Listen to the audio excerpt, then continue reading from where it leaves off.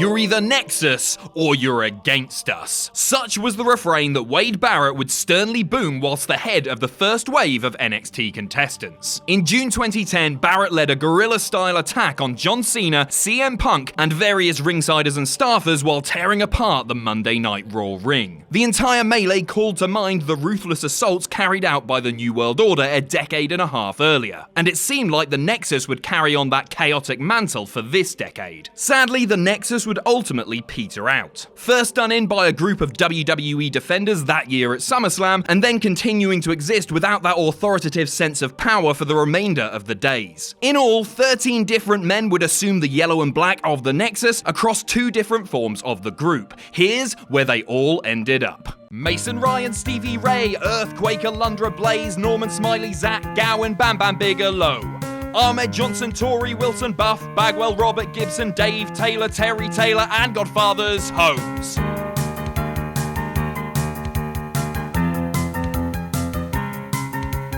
Dwayne Gill, Adam Bomb, Michael Hayes, Cor Von, S.A. Rios, Jim Manai, the manager from Kai and Tai, Jim Powers, Francine, Jack Swagger, Mean Gene, Fat Chick Thriller, Duke the Dumpster, Oklahoma Manta. What happened to that wrestler? Some were main eventing, which leaves me lamenting. What happened to that wrestler? Some since long forgotten, but their memories live on. Daniel Bryan. What went quicker? Bryan's time with the Nexus or his WrestleMania 28 match with Sheamus? Infamously, the former American Dragon would be released from the company for choking ring announcer Justin Roberts with a necktie during that notorious scrum. He would be rehired in time for SummerSlam, at which time he was presented as opposition to the Nexus. In kayfabe, Bryan's hasty exit was explained by him showing remorse for his part in the beatdown and then getting kicked out of the group. Bryan would achieve bigger and better things beyond his time with the group, and is, as of this video, in his 4th reign as WWE Champion. The 8 years between the Nexus and today have seen Bryan become wildly popular, spurred on by the organic and genuine love from the Yes movement. Bryan would main event WrestleMania 30 as the People's Choice of Star, and is still going strong today, having returned from injury-imposed exile earlier in 2018. Oh, and now he's a big, dirty vegan. Ugh. Darren Young. Young first made WWE airwaves as a fun-loving party boy from South Beach, whose gleeful smile didn't do much to cool the heart of unimpressed mentor CM Punk. Young would show more attitude as a Nexus mercenary, but would depart from the group shortly after his quick showing in the SummerSlam battle. Young would kick around the C shows as well as NXT Redemption before forming the Primetime Players with ex-rival Titus O'Neil. After being released by WWE in October 2017, Young would resurface on the Indies last year, performing both under his WWE name as well as his real name Fred Rosser. Most of Young's work has come in the New England area, though he would take part in a battle royal at WrestleCade 2018, alongside such notables as the Sandman, Blue Meanie, and the Hurricane. Skip Sheffield. The corn-fed meathead of the Nexus would ditch the ill-suited cowboy gear, resurfacing on the main roster as Ryback, a force of muscle-bound nature that ran over opponents with a fury not at all dissimilar to the likes of the Ultimate Warrior and Goldberg. As Ryback, the real-life Ryan Reeves would be featured prominently on WWE programming, getting into high-profile feuds with the likes of CM Punk and John Cena for the WWE Championship. In May 2016, Ryback would disappear from WWE TV due to a contractual dispute, later citing a belief that the WWE pay structure needed to include more parity between the workers. He would officially leave WWE in August of that year and has popped up on the indie scene, performing in places like Australia and Scotland in his travels. Ryback had also gotten into podcasting, producing Conversation with the Big Guy since August 2016. Michael Tarver. With an intimidating glare and a background in fighting, Tarver more than looked the part of the ideal Nexus enforcer, a heavyweight roughneck that could dole out the beatings when necessary. He would, however, not last too much longer beyond the SummerSlam 2010 main event, vanishing from the weekly shows due to a reported groin injury. Though a return was teased, Tarver ended up being released by the company in June 2011. After his release, Tarver continued to work independents, primarily in Florida, and even wrestled a couple of matches for New Japan in 2014. Tarver would reveal in a 2016 interview that he had gotten into competitive powerlifting and is also giving a music career a go. Tarver spoke about pursuing music earlier in his life and has released 2 Christian hip-hop albums, God Help Us in 2015 and Sheep in Wolves Clothing the following year. John Cena. If the clean loss at SummerSlam wasn't enough of a worrying danger in the torso of the Nexus, everything that happened after John Cena's forced joining of the group would be even more damaging. Barrett put Cena down at the Hell in a Cell pay-per-view thanks to an assist from some men we'll be getting to soon. Cena soon undermined the group from within, and after his short-lived firing at Survivor Series 2010, annihilated Barrett at TLC, ending the first stage of the group. It's not hard to find what Cena's been up to these days. The 16-time former world champion is no longer a full-time active wrestler, but still makes appearances, particularly on international events and specific house shows. Cena's been flexing his entertainment muscle more in animated fare like Ferdinand, adult comedies such as Daddy's Home 2 and Blockers, and in sci-fi flicks like the Transformers spin-off Bumblebee.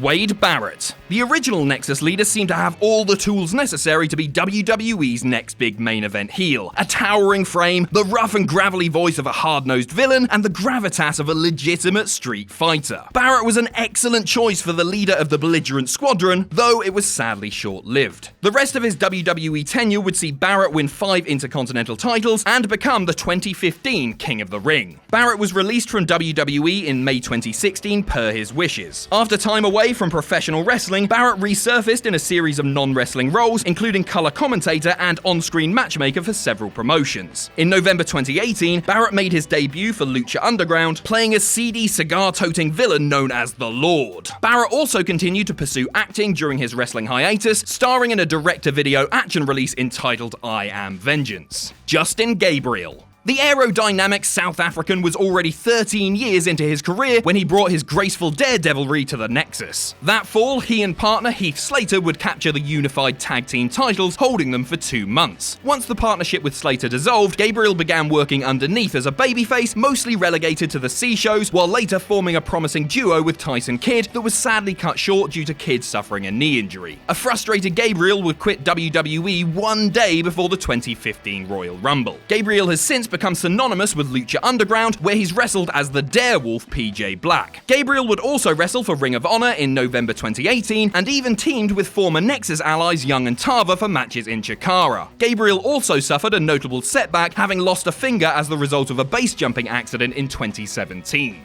Heath Slater. At the time of Young's release in October 2017, Slater was the last remaining member of the original Nexus 8 to still be an active wrestler for the company. In the time since the Nexus had all but crumbled, Slater would find footing as comic relief, talking a big game, but ultimately getting pummeled by babyfaces up and down the roster, whether roster regulars or part-time guests. Slater parlayed his fun-loving obliviousness into the 3MB stable alongside Drew McIntyre and Jinder Mahal. Slater remains on the WWE roster today, albeit tucked back deep in the undercard with tag team partner Rhino, with whom Slater has been aligned with for more than 2 years. A 4-time tag team champion in the WWE, the one-man band has also served as host of the WWE YouTube series Game Night, in which he and various superstars duke it out in various board games and challenges. Husky Harris. It's hard to believe that there was a time in which the big lad Harris was a follower in a group as opposed to its outspoken leader. Harris was one of 2 men who gained membership to the Nexus after helping Barrett defeat Cena at Hell in a Cell, and would go on to have a mostly uneventful tenure with the group. Harris would return to developmental, cycling through some different character turns before setting upon one that would make a real impact. Enter Bray Wyatt. The Eater of Worlds took form in 2012 and would be unleashed upon the main WWE roster in the summer of 2013.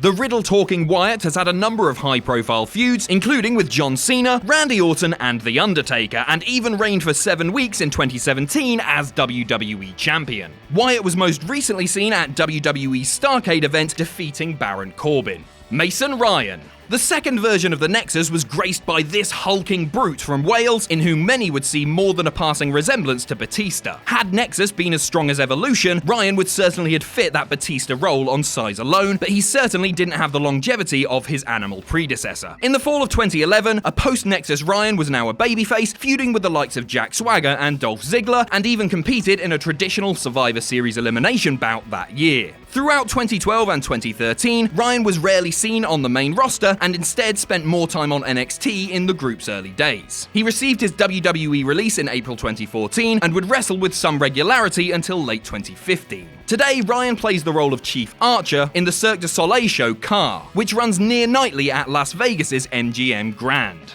CM Punk. Punk assumed leadership of the group at the tail end of 2010 and would assume a more cult leader-like temperament once in charge. Slater and Gabriel both exited the group as opposed to follow Punk's rules for initiation, diminishing the group's quantity. Slater and Gabriel would reunite with Barrett, as well as join Ezekiel Jackson in feuding with the Punk-led Cell. Punk himself would walk away from the group once he dropped the pipe bomb on John Cena and the WWE the following June. From there, we all remember how Punk's career went, Money in the Bank glory, the 14-month WWE title reign, and the acrimony that led to his exit in early 2014. Punk, after marrying AJ Lee that year, would take up mixed martial arts, losing 2 fights for the UFC. As of November 2018, Punk is slated to begin work as color commentator for the Cage Fury Fighting Championships. Michael McGillicuddy. The son of Mr. Perfect Kurt Hennig joined Harris in assuring Cena's defeat at Hell in a Cell, later earning passage into the Nexus for his help. In the group, McGillicuddy would capture gold, teaming with David Otunga to win the WWE Tag Team Championships from The Big Show and Kane in May 2011. Their reign would last 3 months before dropping the belts to Kofi Kingston and Evan Bourne, around which time the Nexus name faded away. McGillicuddy would be relegated to the lesser seen programs until his 2013 re-emergence as Curtis Axel, coming under the tutelage of Paul Heyman. A brief push as well as a 5-month run as IC champion would be the peak of his time wrestling under the Axel name. In an interesting coincidence, Axel would find some tag success in 2018, partnering with Harris's kid brother Bo Dallas as the B Team. They enjoyed a 7-week reign as Raw Tag Team Champions. David Otunga. The lawyer turned grappler was the only individual to have lasted the entire length of the Nexus, from the dramatic June 2010 formation up until he and McGillicuddy quietly dissolved their tag partnership almost 15 months later. During that run, Otunga also had a brief tag team title run with unwilling member Cena. Otunga seemed to be earmarked for bigger things once the group went under and soon resurfaced as legal advisor to John Laurinaitis. Otunga's last televised wrestling match was the first ever Andre the Giant Battle Royal at WrestleMania 30. From there, Otunga wrestled in 6 house show matches in 2015, primarily teaming with Titus O'Neil. His last recorded match was a singles loss to R-Truth at a live event in July 2015. In the time since, Otunga has served as a pre-show panelist and color commentator, though less of the latter after being replaced on Raw in the summer of 2017. So that's all from me, thanks for watching, and you can follow me on Twitter here. If you enjoy what we do here at Cultaholic, you can pledge to our Patreon, that's patreon.com/cultaholic, and most importantly, don't forget to hit subscribe and join us.